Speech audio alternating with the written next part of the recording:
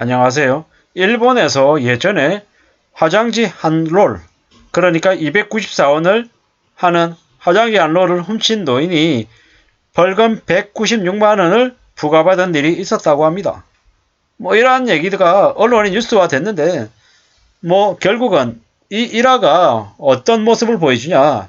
일본에 사는 많은 사람들이 극빈곤층에 시달린다라는 거 하나, 그리고 두 번째는 실버 세대들의 범죄 문제도 매우 심각하다라는 겁니다. 일본이라고 한 나라, 전 세계에서 선진국이라고 불리고 부자 나라라고 불리지만 실제로 그 나라에 사는 적지 않은 사람들이 빈곤에 시달리고 있다는 겁니다. 저는 이제 예전에 어떤 뉴스를 봤는데 일본의 경찰서장이 공공시설에 있는 화장지를 훔치다가 걸려가지고 벌금을 받았다는 이야기도 들었던 것 같습니다. 제가 이제 10년 전쯤에 일본에 출장을 가면 거기서 만난 이제 사람들이 뭐라고 얘기했냐면 일본에 다니는 직장인들의 급여가 20년째 제자리 걸음이었다라고 얘기합니다. 지금도 아마 별 차이가 없는 것 같습니다. 그러면 사실상 기본급 사회인 거죠. 아르바이트를 하나 직장에 들어가서 급여를 받으나 소득에 별 차이가 없는 거죠. 일본은 우리가 잘 알고 있다시피 그 직장의 신이라고 하는 파견 여직원의 이야기가 드라마로 나올 정도로 파견직의 문제가 매우 컸던 나라입니다. 정규직이 아니라 비정규직인데 그것조차도 3개월 단위로 재계약하는 직종이 넘쳐났다라는 겁니다. 그러다 보니까 고용의 안정도 갖춰지지 못하고 젊은 일본 청춘들이 결혼도 제대로 못하고 결혼해도 제대로 된 경제활동을 하기 어려우니까 자식을 키워서 제대로 된 삶을 꾸려나가기가 너무 어려웠다라는 거죠. 오죽하면은 노인들이 범죄를 저질러서 교도소에 들어가는 게 대려 삼시세끼를 꼬박 먹고 또 편안하게 잘 수 있는 편하진 않겠지만 그래도 바깥에서 노숙하는 것보다는 여름에는 에어컨, 겨울에는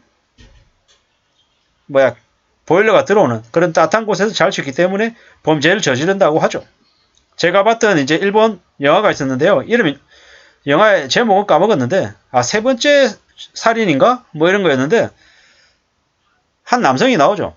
제가 볼 때는 그 남성은 범죄를 저지르지 않은 것 같습니다. 하지만 살인범으로 몰려가지고 이제 갇혀서 삽니다. 근데 그가 이렇게 얘기하죠. 밖에 살 때 월세를 내면서 자기 공간에 사는 게 얼마나 감사했는지 모른다고. 근데 감옥에 들어왔더니 자기가 월세를 내지 않는데도 삼시세끼 밥을 주고 자기가 누워서 잘 수 있는 공간을 주더라는 겁니다. 참 씁쓸한 얘기죠. 씁쓸한 얘기입니다. 아무런 노력을 하지 않았는데 밥을 준다는 것, 그리고 누워서 잘 수 있는 공간을 마련해 준다는 것. 어쩌면 정말 성실하고 착실하게 일을 하려고 발버둥 쳤을 때 사회는 그를 외면했는데 되려 범죄를 저지른 범죄자가 되니까 되려 그 사회가 자신을 챙기더라는 거죠. 아이러니한 얘기죠. 여기 이 뉴스에 화장지 한 롤을 훔친 노인이 벌금을 196만원을 받았는데요. 이 노인은 이 화장지 한 롤을 훔친 게 단편적인 일이지만 실제로는 초범이 아니라 꽤 오랫동안 이러한 짓을 저질렀다라는 겁니다. 그러다 보니까는 이제 벌금을 때렸다고 하는데 왜 벌금을 이렇게 과하게 매겼을까? 일본이라고 하는 나라가 그 벌금의 금액 때문에 저소득층들이, 하층민들이 휴지를 훔치지 못하게 만들려고 했던 것 같습니다. 그런데 무슨 생각이 들었냐면 노인층들의 빈곤 문제가 너무 심각해지고 있구나. 오죽하면은 저 화장지를 훔치는 건가? 이런 생각들이 드는 거죠. 그리고 이제 일본에 사는 사람들의 상당수가 공공화장실에 있는 화장지를 집으로 가져온 경험이 있다라고 얘기합니다. 그만큼 힘들다라는 거죠. 경제적 불안 때문에 노인 인구가 급증하고 그들이 제대로 된 노동을 해서 경제적인 활동을 못하다 보니까 이런 일들이 더 커지고 있는 거죠.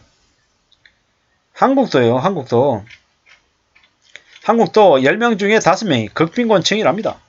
씁쓸한 얘기죠. 그들이 왜 그렇게 극빈곤층으로 전락하겠습니까?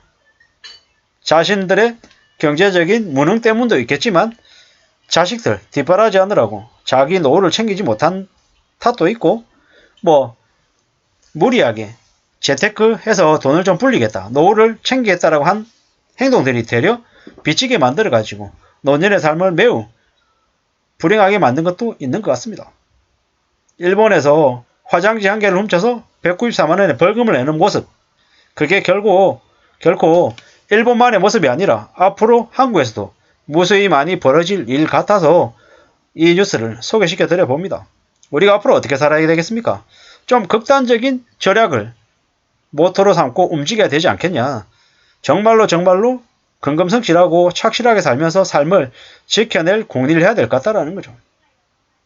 점심시간에 도시락을 싸서 다니는 것도 필요하고 대중교통을 이용하고 다니는데 만약에 출퇴근하는 거리가 자전거를 타고 다닐 정도의 거리가 된다라고 하면 중고 자전거를 당근마켓 같은 데서 사서 자전거로 출퇴근하면 되려 헬스클럽에서 운동하겠다고 헬스클럽 회원권 가입해가지고 돈 내고 다니는 것보다 그냥 자전거 타고 출퇴근하면 건강도 챙기고 교통비도 절약할 수 있는 게 아닌가. 그리고 점심 식비를 아끼기 위해서 도시락을 싸는 행동이 어쩌면 점심때 바깥에서 외식을 하면 여러가지 나트륨도 많고 짜고 매운 음식들 먹는 것보다는 되려 좀 더 건강을 챙길 수 있지 않을까, 이런 생각도 들고 돈은 돈대로 줄일 수 있고 절약할 수 있고 여러가지 선순환이 있지 않을까, 이런 생각들이 드는 거죠.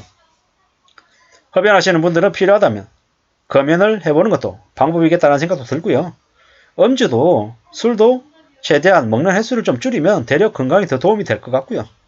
음주하는 거나 흡연하는 것보다 좀 더 활동적인 돈이 들어가지 않는 그런 야외 활동들을 하는 게 어떨까라는 생각도 들고요.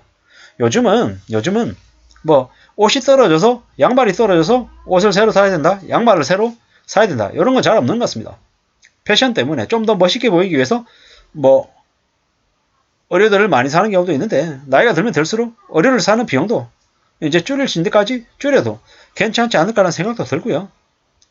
옛날보다 인간관계를 좀 더 많이 잘 관리해야 된다, 이런 것보다는 의도적으로 인간관계도 좀 좁힐 필요도 있는 것 같습니다.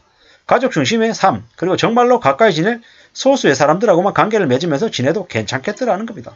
이러한 것들이 너무 좀 극단적이다, 너무 다운사이징 하는 거고 너무 좀 삶이 우울하고 개인적으로 바뀌는 거 아니냐, 이렇게 지적하는 사람도 분명히 있겠지만 각자 살아가는 방식이 분명히 다른 거고 또 나름 앞으로 닥쳐올 경기 침체, 경제 위기에 스스로 대응하고 잘 생존하기 위해서는 좀 마음을 단단히 먹어야 될 것 같다.